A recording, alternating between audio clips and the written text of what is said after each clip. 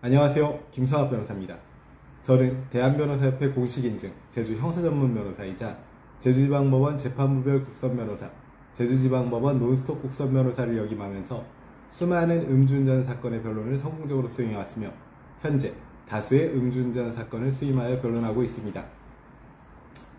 음주운전 단속에 적발되면 대부분 운전자는 면허 정지나 면허 취소 처분을 받게 됩니다. 하지만 운전이 생계 유지와 직결되는 분들에게는 이 처분이 단순한 불편을 넘어 생활의 근간을 흔드는 문제로 이어질 수 있습니다. 이럴 때 법률상 허용된 절차를 통해 면허구제, 즉 행정처분의 완화나 취소를 요청할 수 있습니다. 오늘은 제주 음주운전 변호사의 시각에서 어떤 경우 면허구제가 가능한지에 대해서 설명드리겠습니다. 음주운전 면허구제란 음주운전으로 인한 면허 정지나 취소 처분에 대해 행정심판이나 행정소송 절차를 통해 구제를 받는 것을 말합니다. 면허구제는 다음 두 가지 절차로 나눌 수 있습니다. 첫 번째는 처분에 대해서 중앙행정심판위원회에 행정심판을 청구하는 절차로 비교적 간단하고 빠르게 진행이 됩니다. 다음으로 행정심판이 기각될 경우 법원에 소송을 제기해 면허 처분의 취소를 구하는 소송을 제기할 수 있습니다. 모든 음주운전 사건이 구제 가능한 것은 아니지만 다음과 같은 사안에서는 면허 구제 가능성이 존재합니다. 우선 첫째, 혈중 알코올 농도 수치가 경미한 경우입니다. 예를 들어 0.03에서 0.08% 미만의 낮은 수치라면 단속 당시 측정의 오차 가능성이나 상황을 근거로 처분 완화를 주장할 수 있습니다. 특히 측정기 오작동, 체열 시 절차 위반 등이 있었다면 충분한 법적 다툼의 여지가 있습니다.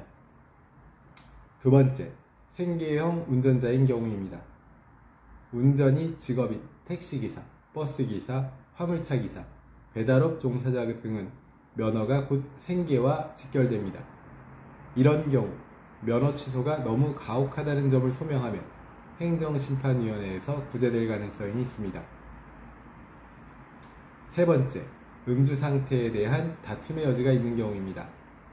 실제 음주 시각과 단속 시각 사이의 시간차로 인해 수치가 부풀려진 경우, 그리고 단속 당시 운전이 아닌 단순 대기 중이었던 경우 등 이러한 상황에서는 변호인의 조력을 통해 사실관계를 명확히 하면 구제 가능성이 커질 수 있습니다.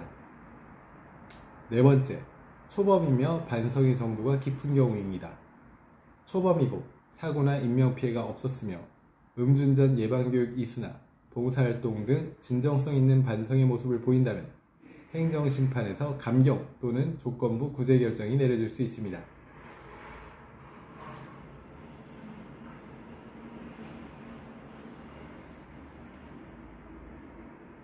현재 면허 정지나 취소 처분으로 막막함을 느끼고 계시다면 언제든지 제주 음주운전 변호사 김성학 법률사무소를 찾아주시면 신속, 정확한 해법을 제시해드리겠습니다.